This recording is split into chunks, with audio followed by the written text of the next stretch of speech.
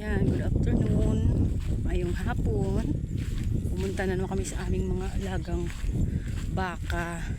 Nung nakaraan, nakita niyo yung video ko, yung dalawang kulay brown. Ito ngayon, ipapakita ko sa inyo yung anak niya. Anak niya.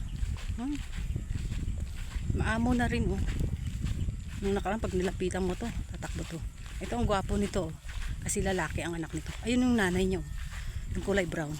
Tapos yung nanay niyan, anak niya yung isa nun, oh. Ayun. Ito yung pangalawa niya ng anak. Ang gwapo niya, no? Yan. Lalaki.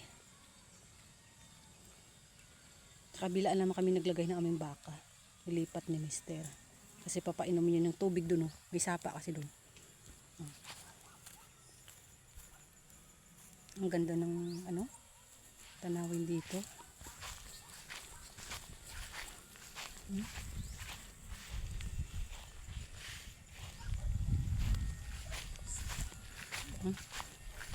Ayos sumama ng nanay kasi hinihintay niya yung anak.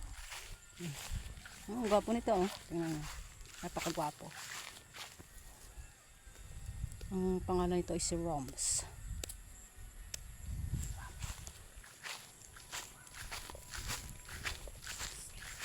Doon niya ibababa kasi papainumin ng tubig. Yun. Yan ang nanay. Ang nanay ng dalawa.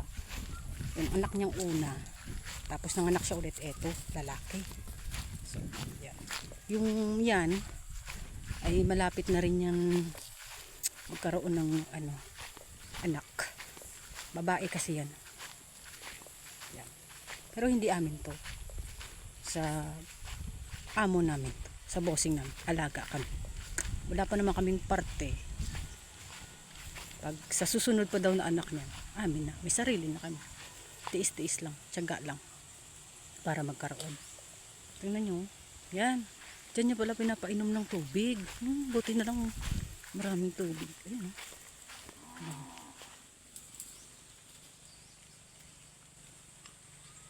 Oh, ang ganda na view.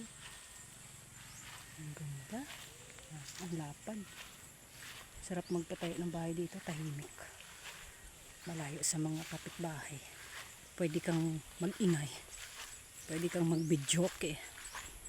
Tsaka ang lapad ng area, ang sarap mag-tanim.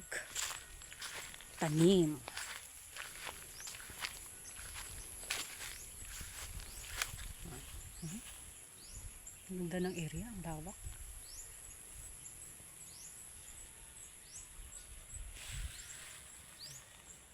Nung nakaraan doon ako sa kabila ng video.